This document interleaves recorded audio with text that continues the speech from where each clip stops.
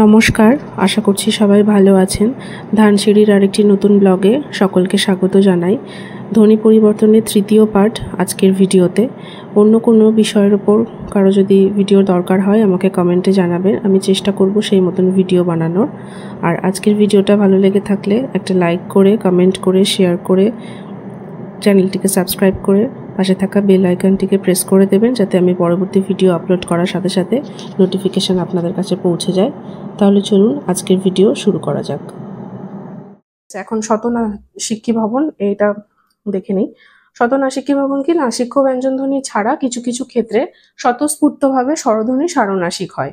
মানে নাসিক্য ব্যঞ্জনধ্বনি নেই, সেটা ছাড়াও কিছু ক্ষেত্রে স্বতঃস্ফূর্তভাবে স্বরধ্বনি উচ্চারণের সময় সেটা সানুনাসিক হয়ে যাচ্ছে। মানে উচ্চারণ করার সময় এমন মনে হচ্ছে সেটা, যেটাতে চন্দ্রবিন্দু বা এরকম সানুনাসিক যেটা আগে বললাম এতক্ষণ ধরে, সেরকম শব্দটা শোনাচ্ছে।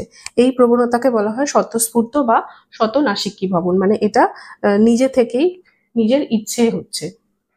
কিরকম একটা উদাহরণ দিয়ে দিলে বুঝতে পারবে।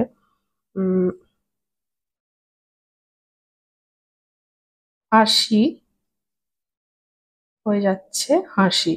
আমরা কথা বলতে বলতে এরকম অনেক শব্দই বলে ফেলি যেগুলোতে চন্দ্রবিন্দু অটোমেটিক চলে আসে। হাসি এরকম এই এরকম কোনো শব্দ কিন্তু মানে পরিবর্তনের ফলে এটা আসছে না, এটা হয়ে যাচ্ছে অটোমেটিক। কথা বলার সময় আমাদের যে স্বতঃস্ফূর্তভাবে পরিবর্তন আসছে, সেটা স্বরধ্বনি নিজের ইচ্ছে এই চন্দ্রবিন্দু এখানে তার সাথে যোগ হচ্ছে, হচ্ছে এটা শতনাসিক্কি ভবন।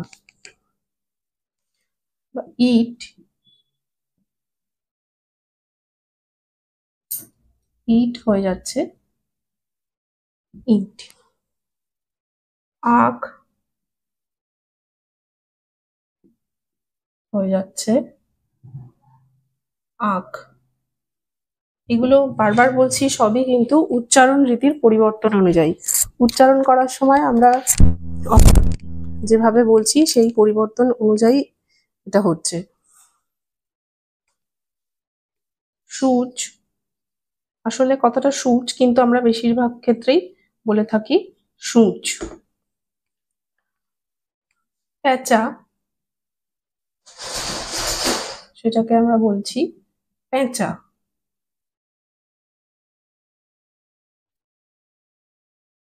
ঘুটে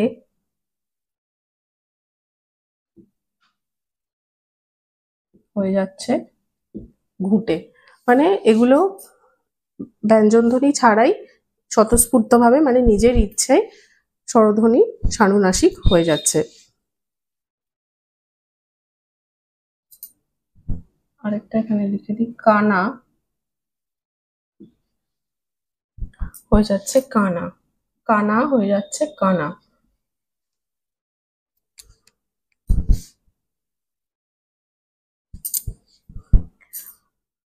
সর্বনাম সম্মানসূচক সর্বনাম পদে প্রয়োগ। সম্মানসূচক সর্বনাম পদে কিরকম হচ্ছে প্রয়োগ আমরা বলছি।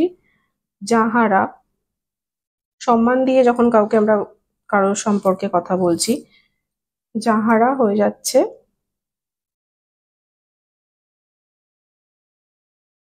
যারা।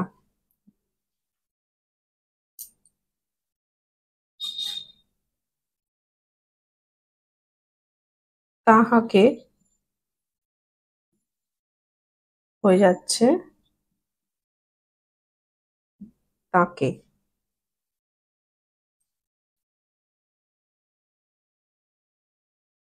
তাহারা হয়ে যাচ্ছে তার, তারা। এটা হচ্ছে সম্মানসূচক সর্বনাম পদে প্রয়োগ। আবার কিছু বিদেশি শব্দের ক্ষেত্রেও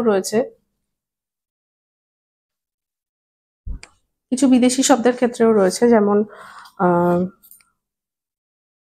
হুক্কা। হুক্কা এটা হয়ে যাচ্ছে হুকা। এটা হচ্ছে বিদেশি শব্দ, বিদেশি শব্দে প্রয়োগ। একটু ছোট হয়ে গেল লেখাটা, প্লিজ সবাই একটু বোঝার চেষ্টা করো। ওটা ওপরে আমি যে ছোট্ট লেখাটা লিখেছি ওটা হচ্ছে বিদেশি শব্দের প্রয়োগ। উদাহরণটা লিখে ফেলেছি, আমি আর মুছছি না। হুক্কা হয়ে যাচ্ছে হুকা।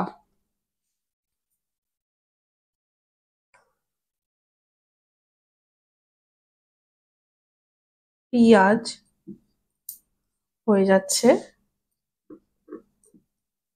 পিঁয়াজ। পেঁপে হয়ে যাচ্ছে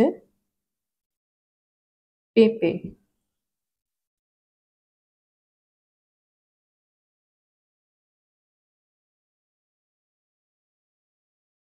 হসপিটাল, হসপিটালটা ইংরেজি শব্দ,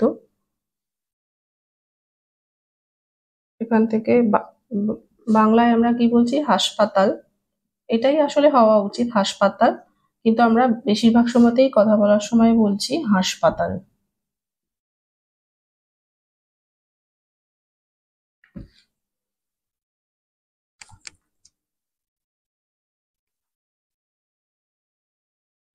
এবার দেখো শত মহাপ্রাণী ভবন। শত মহাপ্রাণী ভবনটা কি? মহাপ্রাণ ধ্বনির কোনো প্রভাব নেই, মহাপ্রাণ ধ্বনির প্রভাব নেই অথচ কোনো ধ্বনি মহাপ্রাণিত হয়ে যাচ্ছে। মহাপ্রাণ ধ্বনির প্রভাব নেই অথচ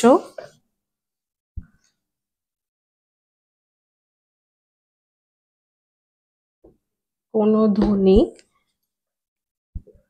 মহাপ্রাণিত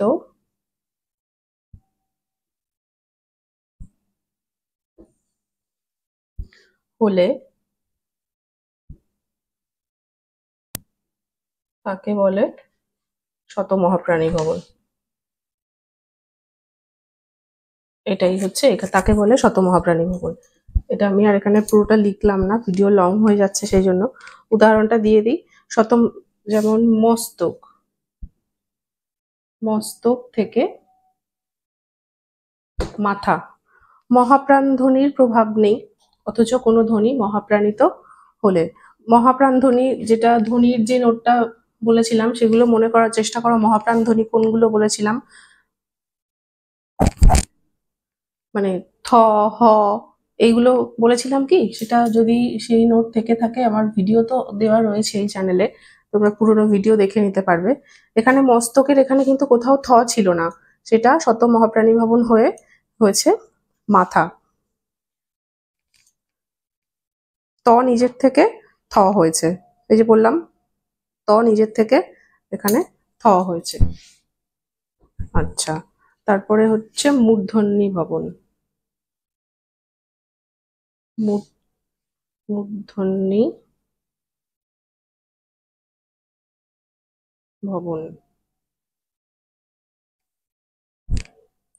মূর্ধন্য ভবন হচ্ছে মূর্ধন্য ধ্বনির প্রভাবে দন্তধ্বনি মূর্ধন্য ধ্বনিতে পরিণত হচ্ছে। মূর্ধন্য ধ্বনির প্রভাবে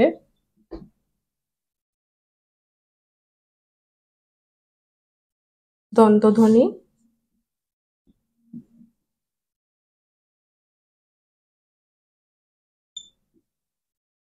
মূর্ধন্য ধ্বনিতে পরিণত হচ্ছে। মূর্ধন্য ধ্বনিতে পরিণত হচ্ছে। ধ্বনি পরিবর্তনের এই রীতিকে বলে মূর্ধন্য ভবন। উদাহরণ কি? উদাহরণ হচ্ছে ঋত্বিকা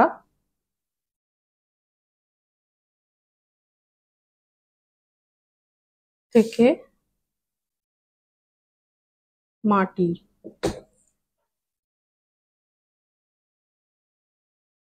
বিকৃত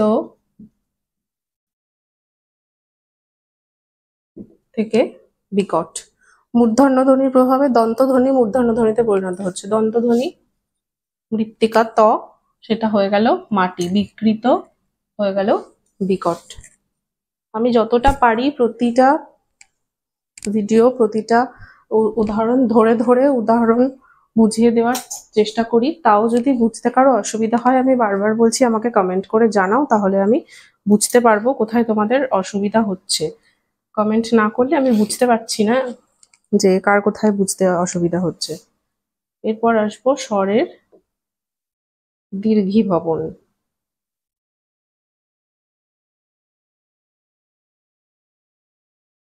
স্বরের দীর্ঘীভবন।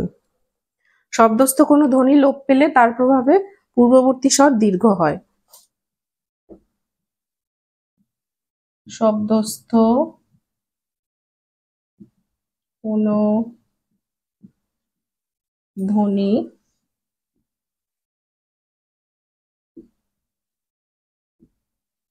লোপ পেলে তার প্রভাবে পূর্ববর্তী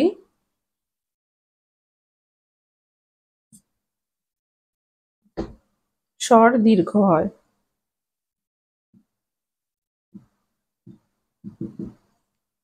যেমন ধর্ম থেকে হলো ধাম।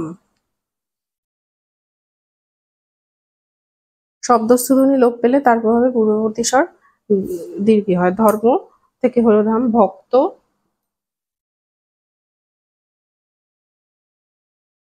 থেকে হলো ভাত।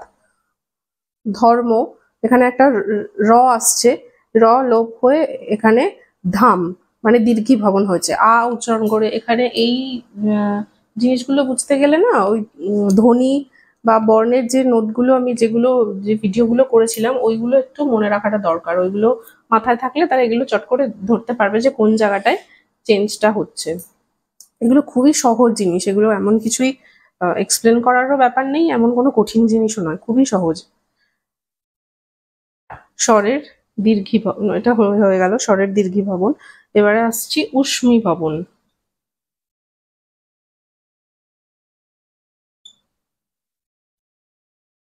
ঊষ্মীভবন শ্বাসবায়ুর অবরোধজনিত কারণে স্পৃষ্ট ধ্বনি ঊষ্মধ্বনিতে পরিণত হয়।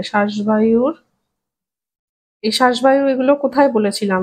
এগুলো আশা করি যারা ভিডিও প্রথম থেকে দেখছো তারা বুঝতেই পারছো। আগে যখন ধ্বনি নোট আলোচনা করেছিলাম ভিডিও যখন, তাতেই ছিল শ্বাসবায়ুর অবরোধজনিত কারণে।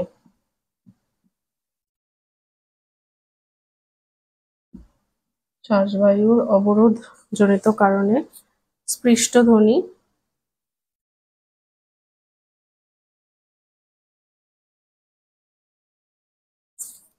ঊষ্মধ্বনিতে পরিণত হয়।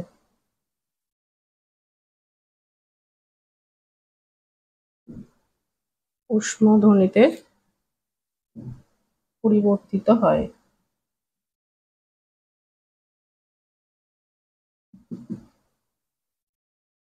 এই প্রবণতাকে ঊষ্মীভবন বলে। উদাহরণটা লিখি।